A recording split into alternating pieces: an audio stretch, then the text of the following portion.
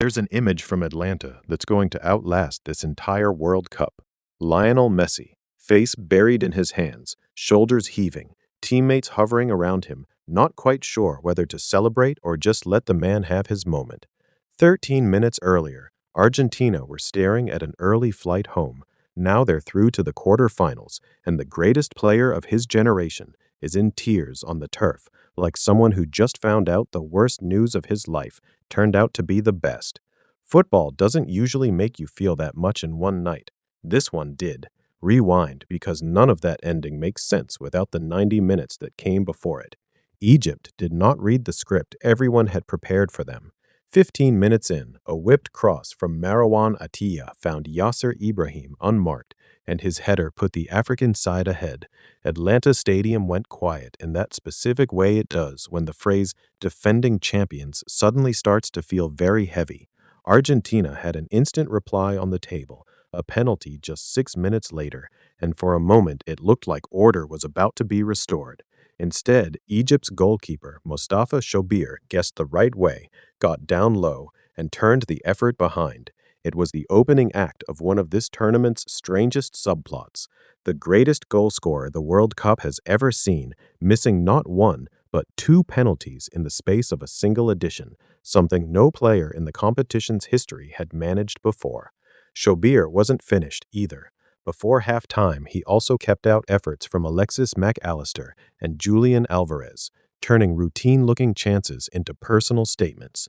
If he'd been substituted at the break, he'd already have earned his flight home. Then came the gut punch. Egypt believed they'd doubled their lead midway through the second half, only to see it chalked off by VAR for an earlier foul. The reprieve lasted only a few minutes. In the 67th, good work down the flank from Hassan teed up Mostafa Zico, who finished with the calm of someone who already knew exactly how much this goal was about to hurt. 2-0 Argentina, the reigning world champions, with barely 20 minutes left to save their tournament. This is usually the point where you start writing the obituary. Instead, everyone watching got to witness one of the more remarkable rescue jobs in recent World Cup memory. 79 minutes gone. Messi collects the ball wide right, whips in a cross, and Cristian Romero, not exactly known for arriving in the box, rises to head Argentina back into it. 4 minutes later, Messi himself pounces on a loose ball inside the area and drills a first-time finish past Shobir, who has no answer this time. That goal did more than level the score.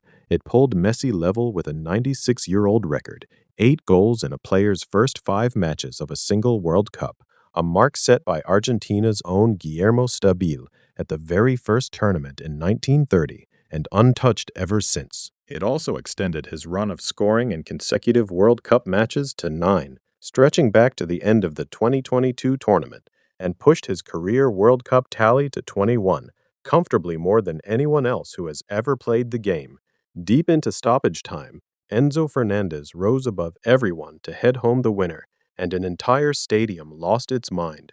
3-2, Argentina survive again, because that's really the story here. This is the second knockout match in a row where Argentina have been pushed right to the edge and somehow climbed back. Cape Verde needed extra time to be beaten in the round of 32. Now Egypt had them down 2 goals with barely 10 minutes of normal time to go, and Argentina still found a way through. There's a version of this story where you call that fragile. There's another version, the one that feels truer after tonight, where you just call it what champions do.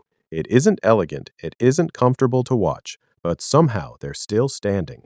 Which brings us back to Messi on his knees. Teammates who reached him first said simply that he'd earned every one of those tears, and once you sit with the context, it's easy to understand why. This is a 39-year-old who has already won the one trophy that spent 2 decades eluding him, who owes the sport nothing else, who could have spent this tournament coasting on reputation alone. Instead, he's playing some of the best football of his career at an age when most forwards have long since retired to a broadcast booth, and he still walked off that pitch believing he'd let his country down over a single missed penalty. That's not ego talking. That's a man who still feels the full weight of the shirt, even after giving more to it than anyone in the sport's history. It's also hard to ignore that, a day earlier and in that very same round, Cristiano Ronaldo played what was almost certainly his last World Cup match and walked off with barely a flicker of emotion following Portugal's exit to Spain. He described it afterward as a normal feeling for someone getting eliminated and said he had nothing left to regret. Two of the greatest players the game has ever produced, two completely different ways of saying goodbye to the same stage, one composed and dry-eyed, the other undone by how much winning still costs him. Neither reaction is the wrong one, but only one of those two men is playing again this weekend. That's also worth sitting with for a second, because Egypt deserve better than to be remembered purely as a footnote in someone else's comeback story. This has quietly been one of the great African World Cups, Morocco still unbeaten, Cape Verde making history just by being here, and Egypt were every bit a part of that wave. They set up smart, pressed at the right moments, took their early chances, and for 79 minutes had the defending champions completely rattled. They leave with nothing to be ashamed of. Now, the harder conversation, because Argentina's own fans have earned the right to ask some uncomfortable questions even while the good feeling lasts. Why does every big moment still have to run through one 39-year-old? Why did Scaloni wait until the 66th minute to freshen things up? With players like Giuliano Simeone, Valentin Barco, and Nicolas Paz still unused on the bench deep into a match Argentina were losing. De Paul and Molina both had quieter nights than usual. The midfield lost its grip on long stretches of the second half, and if Egypt's finishing had matched the quality of their chances, this recap reads very differently. Beating Cape Verde and Egypt back-to-back was supposed to be the kinder side of the draw. Both ties went to the very last kick. That's on the performances, not the bracket. None of that is meant to spoil the mood. Argentina found a way, and that's precisely what knockout football rewards. But the next opponent won't be nearly as forgiving with the chances they leave lying around. Switzerland arrive in Kansas City on Saturday, having gone through Colombia 4-3 on penalties after a goalless 120 minutes, and stylistically they sit close to the opposite of what Argentina just faced. Murat Yakin has built his side around control rather than chaos.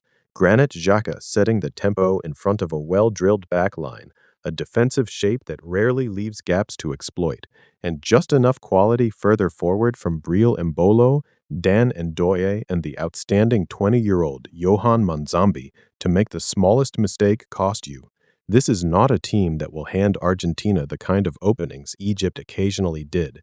If space is going to appear at all, Argentina may have to manufacture it themselves, overloading the box, working set pieces, dragging defenders out of shape through sheer persistence, much the same patient approach that finally cracked Egypt open in the last quarter of an hour. Win on Saturday, and Argentina head to Atlanta on July 15th for a semifinal against whoever survives Norway and England, one victory away from defending their title in New Jersey on the 19th. But that's a conversation for the weekend.